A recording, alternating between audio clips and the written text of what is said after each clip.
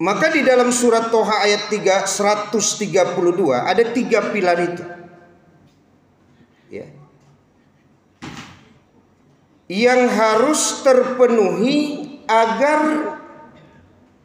keluarga mendapatkan curahan rahmat dan ridho dari Allah. Karena di awal ayat itu kan wa'mur ahlaka bis-shalah wastabir 'alaiha. Ada kalimat ahlun, artinya keluarga.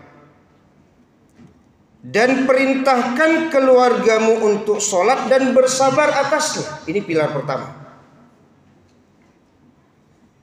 Tidak diragukan lagi bahwa sebuah keluarga, kalau keluarga tersebut seluruhnya, kalau seluruhnya ini berarti kan suami, istri, anak, bahkan ada ulama mengatakan pelayan yang ada di rumah tersebut juga, ya, mereka seluruhnya mendirikan sholat, maka tidak diragukan lagi bahwa keluarga itu mendapatkan rahmat dari Allah. Wujud rahmat tersebut adalah mereka mendirikan sholat itu saja, itu sudah rahmat. Dan dengan mendirikan sholat tersebut, curahan rahmat Allah lainnya itu akan didapatkan. Justru yang meragukan itu Bapak Ibu, apakah kita dapat rahmat sementara suami kita tidak sholat? Jadi ragu kita. Apakah keluarga kita diridhoi Allah ketika melihat anak-anak kita tidak sholat? Ragu juga kita, Pak. Apakah kemudian keluarga kita itu mendapatkan ridho dari Allah ketika istri kita tidak sholat? Ragu juga kita. Tapi hakul yakin kata ulama, kalau suami, istri dan anak di keluarga itu sholat, maka yakinlah akan mendatangkan curahan rahmat dan ridho dari Allah. Tapi kalau salah satu tidak, Pak, masih ragu kita itu. Apakah keluarga itu dapat curahan rahmat dan ridho Allah atau tidak? Bagaimana mengatakan dapat curahan rahmat? Orang pada sholat, suami tidak. Bagaimana akan mendapatkan curahan rahmat? Suami dan istri sholat, Pak, rajin, anak tidak. Ya. Maka perlu membangun keluarga yang memang mendirikan sholat, Pak. Karena makna keluarga sekali lagi, suami, istri, anak, itu yang keluarga. Bukan bapak ibu saja yang rajin sholat. Ini ahlun ini, Pak. Ya, ahlun itu masuk anak itu. Masuk anak itu. Ya. Yang boleh jadi orang banyak mengabaikan.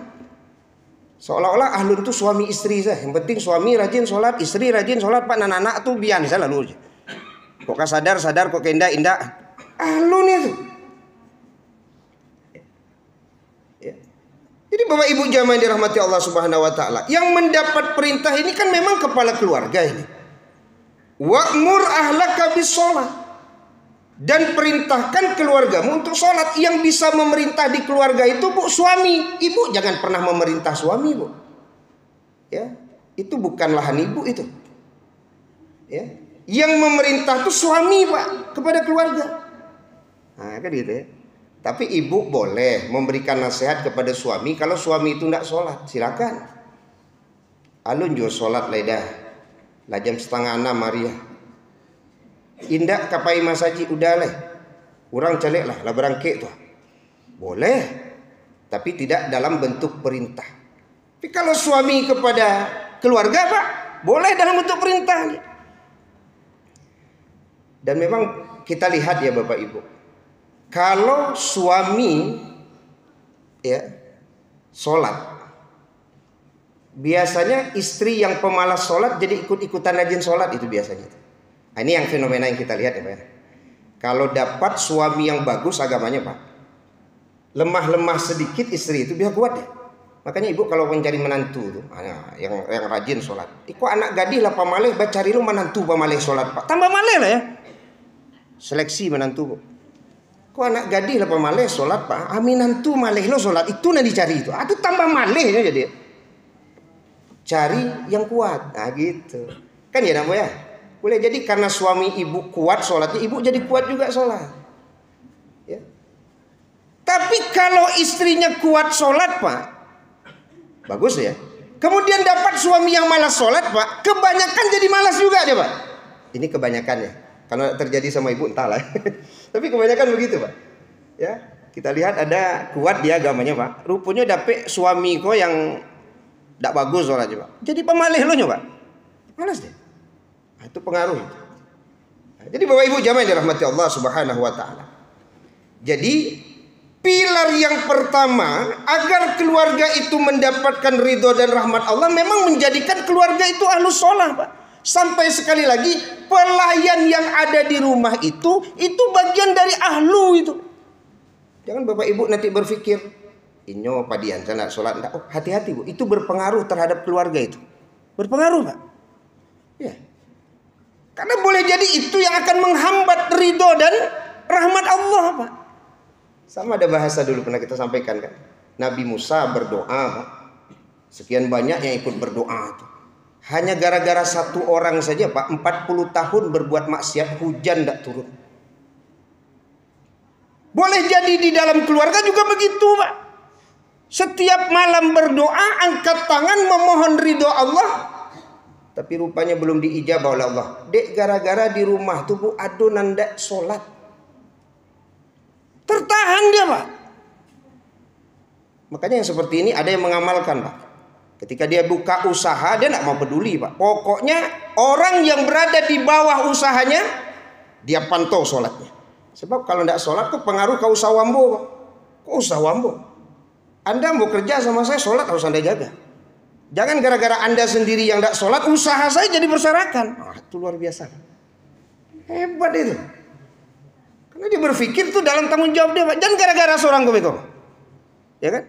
Kalau kita kan tidak sampai seperti itu pemikiran kita selama ini. Tidak sampai ke situ. Tapi ada orang yang pemikirannya sampai ke situ Pak. Mereka dalam tanggung jawab saya. Kalau mereka tidak sholat, apalagi di jam kerja tuh Pak. Di jam kerja yang menjadi tanggung jawab dia. Tidak sholat dia Pak. Takut sekali dia. Jangan-jangan tidak turun berkah dan rahmat Allah itu terhadap usahanya. Rasa takut itu yang perlu dibangun kan gitu. Kalau kemarin di ITP Pak, ya di Institut Teknologi Padang kan ada gerakan ITP berduha. Sebenarnya gerakan ini sudah banyak ya Pak Jon. Sudah banyak gerakan. ITP berduha dibikin.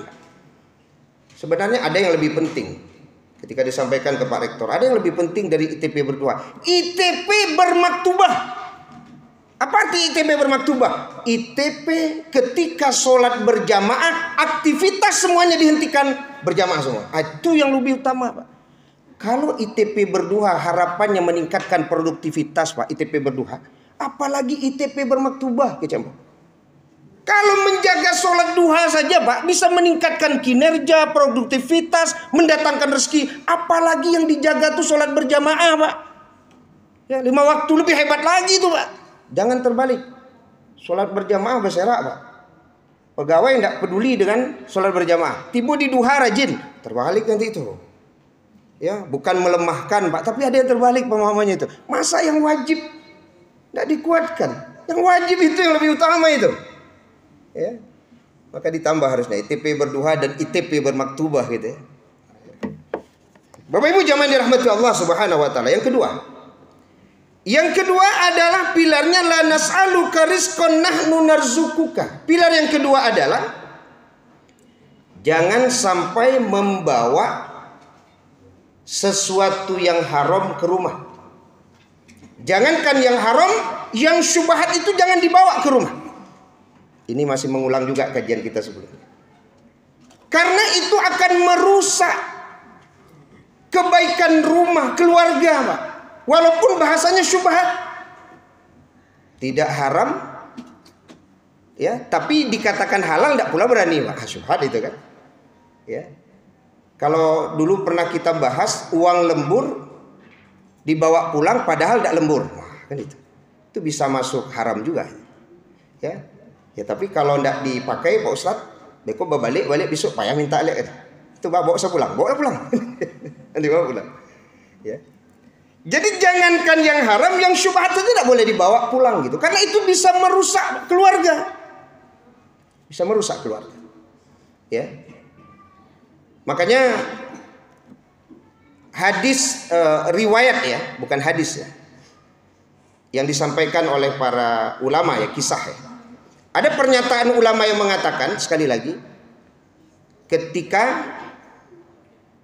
tikus mulai banyak di rumah, masih ingat Bapak Ibu ya pernyataan ulama tadi itu, istri sudah mulai membangkang, anak sudah mulai kurang ajar, itu jangan-jangan sudah mulai membawa yang haram ke rumah. Pengaruhnya ke situ, Pak. Jadi bagaimana kita akan mendapatkan ridho Allah, rahmat Allah, Pak, di keluarga itu? Ketika yang dibawa ke rumah itu yang haram, Pak. Pengaruhnya tidak main-main. Ya, binatang pengganggu makin banyak, istri mulai membangkang, anak-anak mulai melawan. Itu pengaruh yang haram itu tuh, Pak. Pengaruhnya di situ. Ya, maka kalau kita pernah sampaikan dulu kan ada, Pak, keluarga sederhana saja bapaknya kan. Tapi kata anaknya, ayah tuh Ustadz pantang bana memakan yang tidak haknya tuh. Kami duit sederhananya Ustadz. Rupanya anak beliau, Pak, sekian banyak kan menjadi orang sudah tuh. Cuman tiba di anak, Pak, tak contoh gaya koler. Hanya ada Pak. Tiba di anaknya menceriton, Pak, gaya ambo tuh Ustadz, kalau soal harta tuh selektif sekali aja. Ya, kalau tidak jalan itu tidak namanya pulang tuh. Yang halal saja. Maka berhasil anak-anaknya. Tiba di anak, tidak bisa melanjutkan apa yang dicontohkan bapaknya. Rupanya godaan dunia aku bare Ustaz. Tidak tiru kayak kau dewa lah. Tiba di anak berhasil gitu.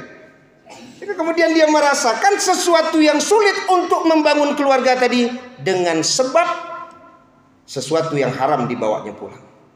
Ini pilar yang kedua. Mudah-mudahan Bapak Ibu untuk membangun keluarga yang diridhai Allah, jangan membawa sesuatu yang haram, ya, atau bahkan hanya sebatas syubhat ke rumah, ya, bahkan diberikan kepada istri dan anak-anak. Yakinlah tidak akan mendapatkan ridho Allah, karena kan sesuatu yang dimakan oleh seseorang, Pak, dari yang haram tumbuh dalam badannya, itu kan bagian dari api neraka itu.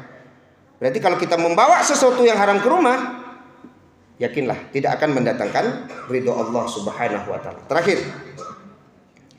Yang terakhir, pilar yang ketiga adalah wal aqibatu littaqwa. Pilar yang ketiga adalah adanya rasa takut kepada Allah. Itu bisa membangun keluarga yang diridhoi Allah, Pak. Rasa takut. Suami punya rasa takut kepada Allah, istri punya rasa takut kepada Allah, anak juga punya rasa takut kepada Allah. Itu mampu membangun keluarga yang baik. Seorang suami walaupun tidak berada di rumah, di luar rumah sejauh apapun, rasa takutnya kepada Allah membuat dia, Pak, tidak melakukan perbuatan keji di luar sana. Karena boleh jadi dia melakukan perbuatan keji, Pak, di seberang pulau, tapi pengaruhnya ke keluarga, Pak. Dia boleh jadi berzinanya di luar, Pak. Boleh jadi belanjanya di luar dia, yang begitu jauh dari rumahnya. Tapi tidakkah dia sadar, kata ulama, perbuatan dia itu pengaruhnya sampai ke rumah tangganya. Inyunan bakarajo di luar, Pak, akibatnya itu ke rumah, Pak. Ya. Kenapa? Rasa takut kepada Allah itu yang tidak ada. Seorang istri juga begitu. Suami pergi keluar, bekerja dia, Pak. Yang istri chatting-chattingan sama kawan SMA-nya dulu. Itu tanda perempuan yang tidak ada rasa takut kepada Allah itu. Suami sibuk, ibu sibuk loh. Itulah sama-sama sibuk saja. Ya, ini tidak ada rasa takut. Itulah penyebab rumah tangga itu menjadi tidak bagus. Ibu mungkin dek santi yang menyimpan sampai hari ini suami tidak tahu, Pak, kalau ternyata ibu chattingan sama kawan dulu tuh. Tapi walaupun suami tidak tahu, Bu, itu pengaruhnya pasti ada di keluarga, kata ulama. Pasti ada, Pak. Karena itu maksiat. Maksiat yang disembunyikan, pengaruhnya tidak bisa, Pak, disembunyikan. Jadi ketika rumah tangga itulah mulai, Pak, bermasalah, itu boleh jadi suami berbuat maksiat karena tidak takut kepada Allah, walaupun tidak diketahui istrinya. Istrinya juga berbuat maksiat walaupun tidak diketahui suami, Pak. Tapi karena perbuatan maksiat itulah keluarganya menjadi goyang. Ya, makanya kalau Bapak Ibu hari ini goyang rumah tangga, itu boleh jadi saling sembunyi menyembunyikan sebenarnya. Mudah-mudahan tidak seperti itu. Ya, kalau ada, hentikanlah perbuatan dosa dan maksiat, tumbuhkan rasa takut kepada Allah agar keluarga kita mendapatkan ridho Allah Subhanahu wa taala. Cukup itu saja Bapak Ibu dari surat Toha ayat 132. Semoga kita dapat mengambil pelajaran dari ayat tersebut. Subhanakallahumma bihamdika asyhadu an la ilaha illa anta astaghfiruka wa atubu ilaik. Wassalamualaikum warahmatullahi wabarakatuh.